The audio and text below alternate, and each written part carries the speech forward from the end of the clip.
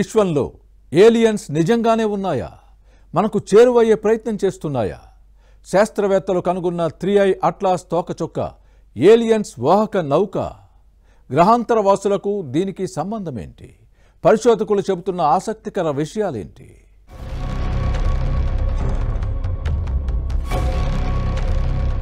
Aliens అదేనండి, గ్రహాంతర వాసులు.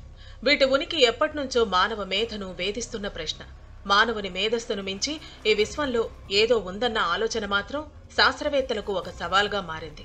ఇక ఏలియన్స్ ఉన్నాయన్న నమ్మకాలను బలపరిచేలా అప్పుడప్పుడు కొన్ని ఆసక్తికర ఘటనలు కూడా జరుగుతూ ఉంటాయి. ఈ క్రమంలోనే అంతరిక్షంలో ఇప్పుడు వెలుగులోకి వచ్చిన మరో వింత ఏలియన్స్ పై మరోసారి ఆసక్తికర చర్చకు దారితీసింది.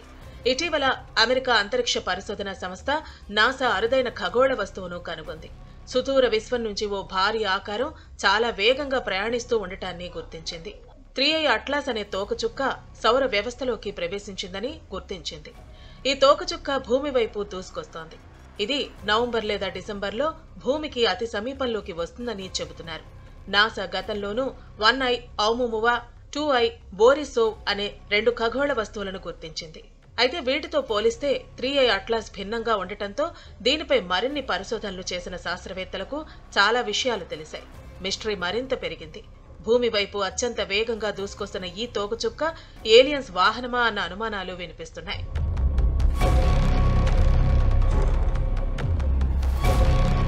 సెకనుకు 61 కిలోమీటర్ల వేగంతో ప్రయాణిస్తున్న 3I అట్లాస్ ప్రయాణిస్తున్న కక్షను బట్టి చూస్తే ఇది ఖచ్చితంగా సౌర కుటుంబం అవతల పుట్టినదని శాస్త్రవేత్తలు గుర్తించారు.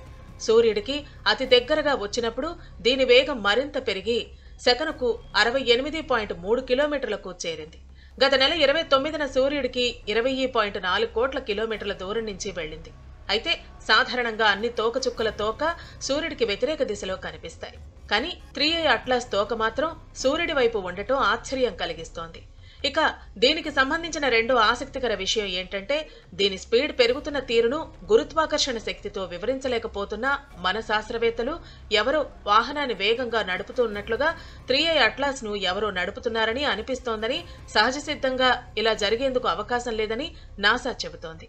ఇక మూడో ఆసక్తికర అంశాన్ని చూస్తే, సుమారు 5 కిలోమీటర్ల పొడవున్న 3I అట్లాస్ లో కార్బన్ మొనాక్సైడ్, నీటి ఆవిరి చాలా ఎక్కువగా ఉందని, సూర్యుడి నుంచి చాలా దూరంగా ఉన్నా బాగా వెలిగిపోతోందని శాస్త్రవేత్తలు గుర్తించారు. సాధారణ తోకచుక్కల కంటే ఈ 2 లక్షణాలు భిన్నంగా ఉండటంతో ఇది సౌర కుటుంబం కంటే పాతది కావచ్చునని శాస్త్రవేత్తలు అంచనా వేస్తున్నారు. అయితే 3I అట్లాస్ మానవాతీత టెక్నాలజీ అని కొందరు వాదిస్తుంటే, మరికొందరు ఇలాంటి ఆకారాలు ఖగోళం మీద సహజమేనని వాదిస్తున్నారు.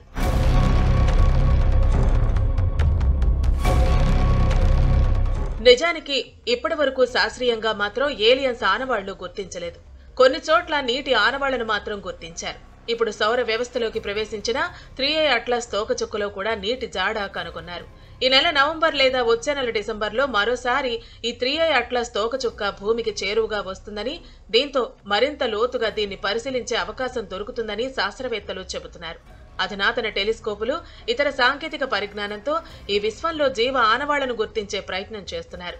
3I అట్లాస్ సాయంతో ఖగోళ రహస్యాలను బయటపెట్టే ప్రయత్నాలు ముమ్మరంగా సాగుతున్నాయి. మరి ఇలాంటి పరిశోధనలు భవిష్యత్తులో ఏలియన్స్ జాడ గుర్తిస్తాయేమో చూడాలి.